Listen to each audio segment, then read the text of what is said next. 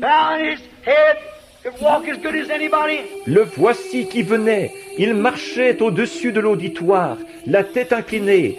Il marchait aussi bien que n'importe qui. I didn't know who the man was. Je ne savais pas de quel homme il s'agissait. I said, there's a great man sitting back there. He fell off of a wagon when he was a little boy, or onto a hay frame and hurt.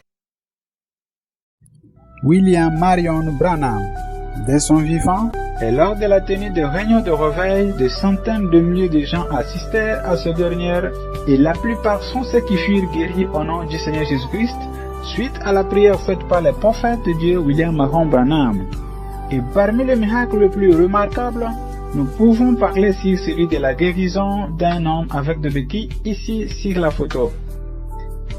Il s'appelle donc William David Upshaw. Il fut un ancien membre du Congrès américain de 1919 jusqu'en 1927. Et il fut aussi candidat à la présidentielle américaine de 1932. Alors, la question se pose, comment M. Upshaw s'était-il retrouvé avec des béquilles ou dans la chaise roulante?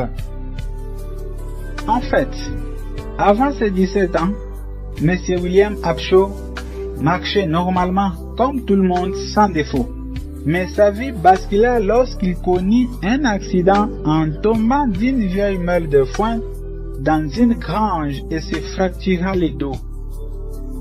Et suite à cet accident, il deviendra donc infirme depuis ses 17 ans jusqu'avant le jour de sa guérison. Il était forcé de rester dans cet état-là. Ministers had prayed for him. He'd had a Mais le Dieu qui rend toujours témoignage à ses dons et qui confirme toujours la vérité, lui est apparu lors de réunions de réveil tenues par les prophètes de Dieu William Marion Branham. Et suite à sa prière, le docteur William Upshaw fut guéri sur le champ et il s'éleva de son fauteuil roulant. Et à partir de ce jour-là, il marcha sans béquille, sans soutien d'homme. Il marcha seul. then on he could walk without his crutches. Oh, je me rappelle le sénateur Upshaw, assis dans un fauteuil roulant pendant 66 ans. Ce soir-là, là-bas en Californie, quand le Saint-Esprit est descendu et qu'il a commencé à parler, il a rencontré Dieu. Et à partir de ce moment-là, il a pu marcher sans ses béquilles. I've seen the time. Et à partir de ce jour-là, il marcha normalement sans béquille jusqu'à le jour de son décès à l'âge de 86 ans, ou un certain 21 novembre 1952. Il y avait un homme âgé qui était assis tout au fond, le sénateur Upshaw. Beaucoup d'entre vous connaissent son témoignage. Condamné à ne plus jamais marcher normalement. Alors, je me suis mis à regarder autour et j'ai vu le vieux sénateur qui venait. Il marchait vers moi dans une vision, de façon tout à fait parfaite et normale. God, rich in mercy, pulled him from that wheelchair and he walked without crutches till the day he died.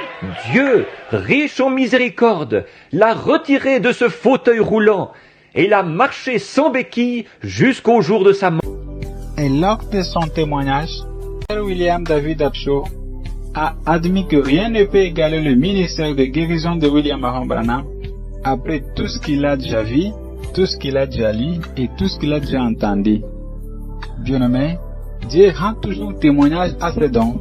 Il n'a jamais rendu témoignage ni confirmé un mensonge, car notre Dieu n'est pas l'auteur du mensonge ni de la confusion, mais il confirmera toujours la vérité et non le mensonge. Mais retenez que le diable mettra devant vous toutes les choses du monde pour vous empêcher de croire ce témoignage et cette parole. Mais au moment où il interviendra pour placer quelque chose devant vous pour vous empêcher de croire à ceci, ne doutez surtout pas.